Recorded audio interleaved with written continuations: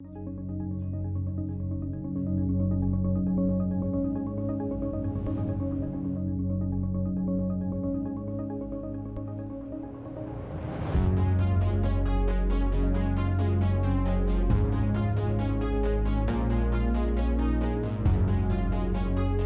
for the past 15 years, we have a belief in connecting to something bigger than just ourselves.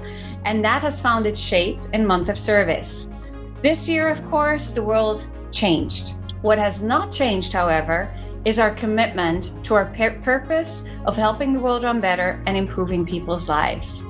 We offered over 50 sessions. 9,000 SAP employees signed up to these sessions to hear from inspirational speakers, both from within and outside of SAP. We heard from youth activists and were in awe about the inspiring campaigns that they're driving to change the world. And we heard from incredible women who are driving efforts around climate action. And there was so much more.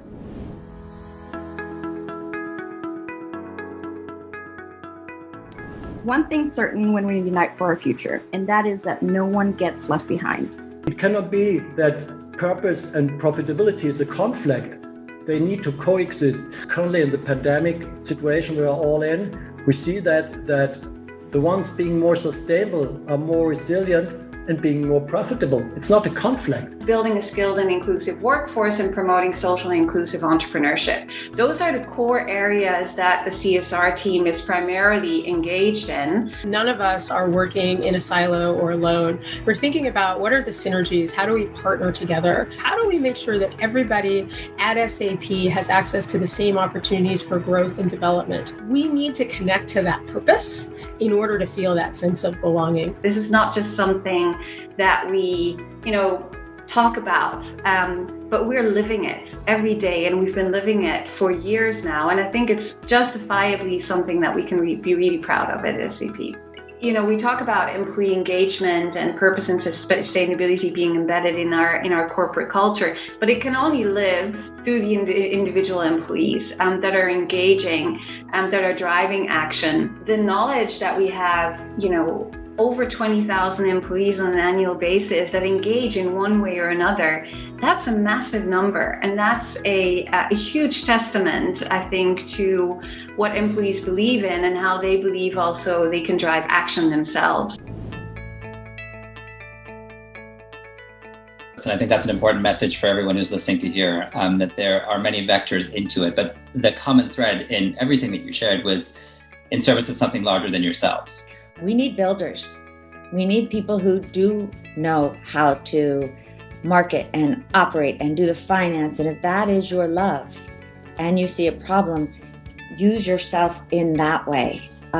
Because right now, our problems are so big that the only way we will solve them is with all of us, whether we are an individual, a family, a nation, a corporation, a social enterprise, a movement. We each do have a lot more power than sometimes we think we do. And together we're a lot better. Don't wait for purpose to come to you, because it doesn't come to people that are sitting at the starting blocks. Really, the heart of addressing these issues is systemic change. No amount of black tie gala dinners or goodwill gestures will ever end a challenge that afflicts over 1 billion people on this planet. And I love that line, to follow the thread of your own curiosity. And start that exploration into your purpose. When I think about that time, and I think about this platform, that I'm fortunate enough to have personally, the opportunity to improve the lives of those we come in contact with is, for me, something that I hold very dear, because I truly believe in the purpose of our company, but also something for me that would be a measure of success. How many of those did we improve? How many did we touch? What difference did we make? In my family, it was a really big deal that I went to high school. I mean, they were like, "Oh my God, you are going to high school. That's such a huge deal."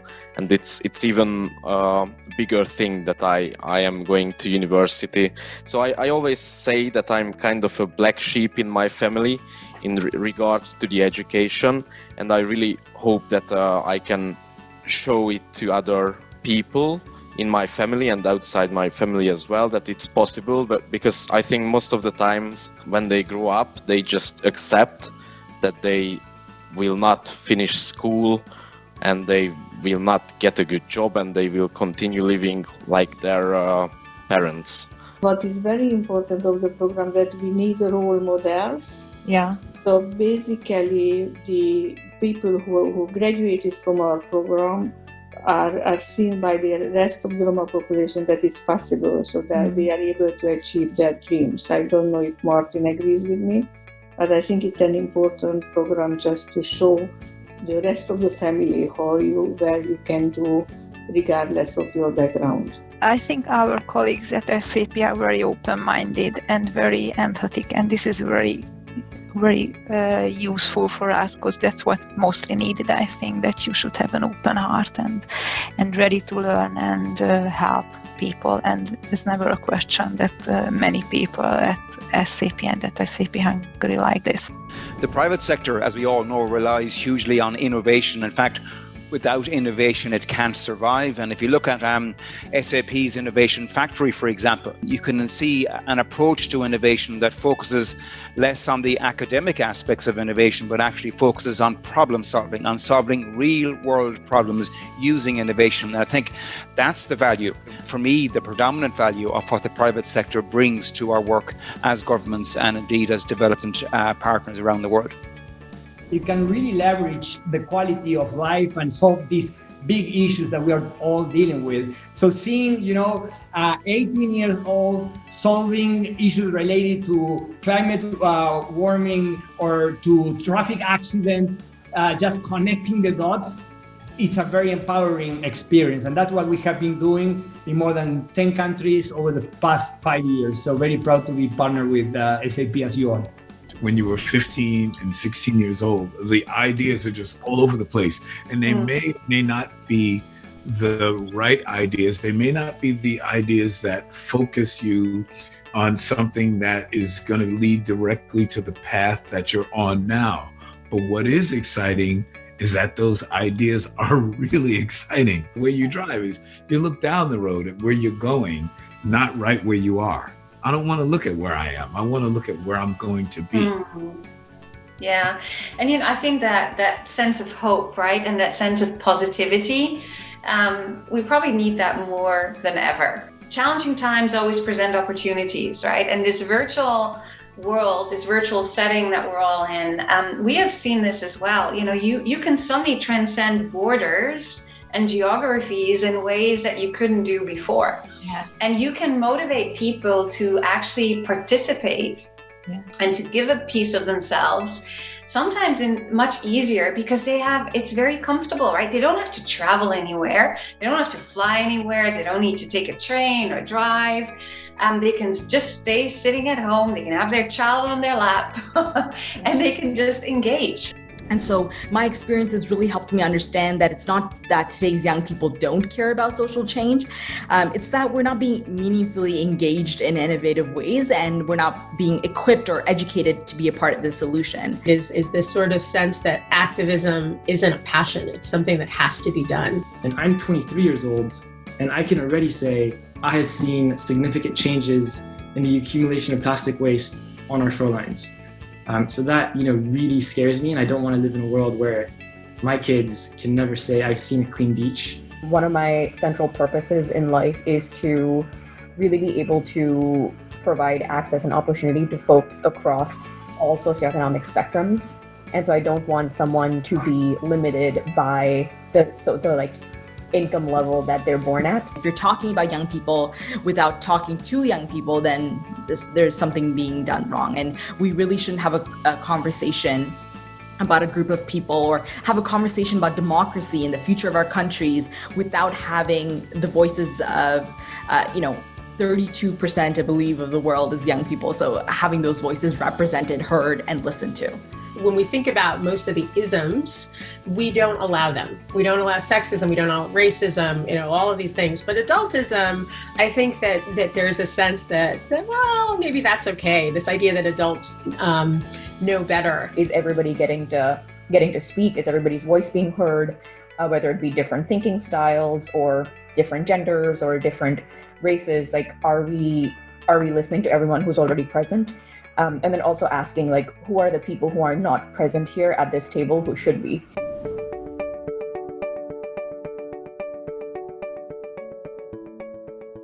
UNICEF estimates there are approximately 100 million stray children worldwide, with that number constantly growing. Should I continue? A report by the World Bank released early this year reported that the pandemic may have undone 25 years of work done to end global poverty, and an estimated 500 million people will be pulled into extreme poverty by the end of this year. The collateral damage of all of this? Children, many of whom were already in untold hardship before now. You see, it can no longer be business as usual. We must push the limits in terms of what is being done across sectors, build uncanny partnerships, and bring about change urgently. The digital revolution we see today must leave no one behind. Because of COVID-19, nearly 1.6 billion learners, more than 90% of the world's total enrolled student population, have been affected in one way or another by school closures. It's also fitting that your month of service has a strong focus on equality and inclusion. So we have redoubled our efforts to help children and their families respond and recover from COVID-19, working to keep them healthy, working to keep them safe and learning, even in the most remote, hard to reach places. But we also see this moment as an opportunity to help communities reimagine the system that children and families now need. Young people have a once-in-a-generation opportunity. But just like with everything else and technology, it starts with us. Do we want to help build this future, or do we want others to do it for us? This is a time to stand up and say, look, I have something to say. I want to help shape how this is developing. I think the most important thing to recognize is which skills are uniquely human and which skills are routine and easily picked up by a machine. If you want to be successful going forward, I think what you need is a mind that's explorative, that is happy with basically the fact that you don't know for sure where things are going. I'm a big believer that people are trying to do the right thing, and that with the right education and the right tools, they will. In about 10 years' time, in 2030, there'll be more than 1.6 billion young people on the planet. But more than half of these young people will not have the most basic skills they need in terms of reading and math to be part of the workforce. So digital inclusion for me means access. It's about using technology for every single person on the planet. The more we can do, the more contribution we can do to create opportunities for youth by which embracing digital literacy, they would be in the direction of creating a bigger future, a better future for them, for their families, but also for the communities in which they live in. The other challenge that we face here in India is also the number of girl children who don't have access to primary education even. Access to education and also access to information is a fundamental human right.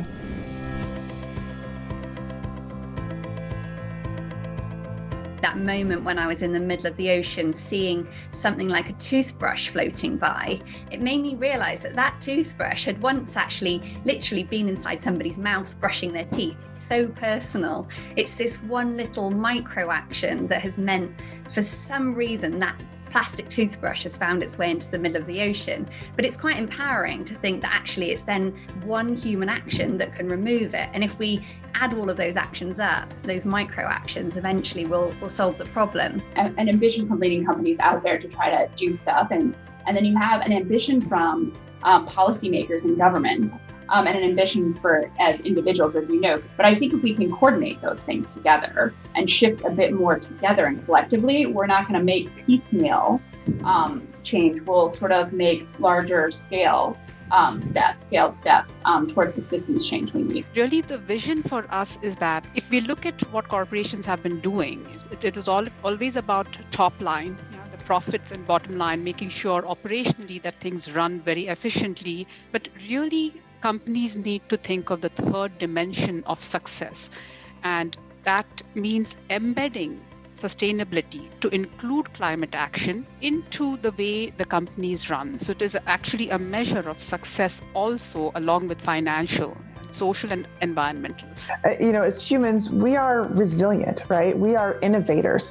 And, whatever problems have come our way in the past, we innovate around them and overcome them. And I think that's what, we need to continue to do in this case. The SDGs, they are a universal call to action to end poverty, protect the planet, and ensure that all people enjoy peace and prosperity by 2030. Because the COVID and its impact on all the 17 SDGs has shown that was begun as a health crisis has quickly become as a human and social economic crisis. COVID can be also a catalyst for a social change, as we see now. And we must build back better and transition our production and consumption patterns toward more sustainable practices. We are asking our suppliers to do the same. And so we want you to be customer centric with us.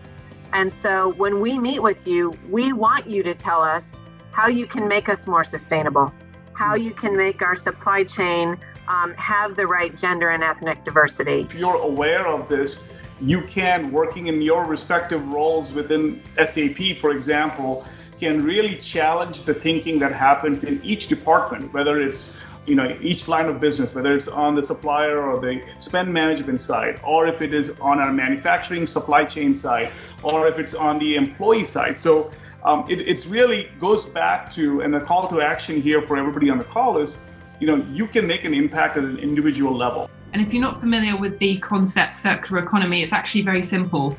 So it's a systems view that thinks about how materials flow through the economy and how they're used. It's got three design principles, which is all around designing out waste and pollution, designing for circularity in the first place, and also regenerating natural systems. I think the ultimate target of Climate 21 is to embed the sustainability dimension that we sometimes also refer to, right, as the green line, into our intelligent enterprise.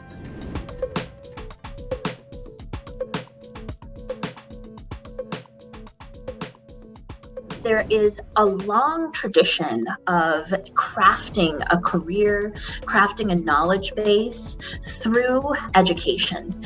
But in cacao, this almost doesn't exist. There are knowledge transmission pathways that exist where from on a farm, from generation to generation, information can be passed down. But the vast majority of cacao farmers around the world have very limited access to education. But the basic thing we are forgetting, how human being as we exist on this planet is a physically endangered species. It's a kind of a feeling that I get during the pandemic. It's a burning house, and inside we are having a party. Economics has completely eliminated the whole idea of collective interest. If you bring the collective interest into us, that will create a business for collective interest, solving collective problems. Human mind can conquer everything. That's one I try to underline all the time. Nothing is impossible for human being. Imagine that you can create a new world, and these are the features of the new world. And then you keep imagining it, and suddenly you see it's happening because your mind is start working how to make it happen, it happen. It will happen. And that's an amazing power of imagination. Yeah. Use that imagination. But what I want to leave all of you with is, while this month is concluded where we brought so many sessions to you, everything else doesn't conclude. The conversations don't conclude. The action doesn't conclude. So hopefully this is just for some of you, either continuation, and for others of you, a starting point and an inspiration, and to get started, as Professor Yunus said, don't wait. And by having not only a month of service, but a culture of service, we can help bring balance to the force in our economy, in our society, and in our environment.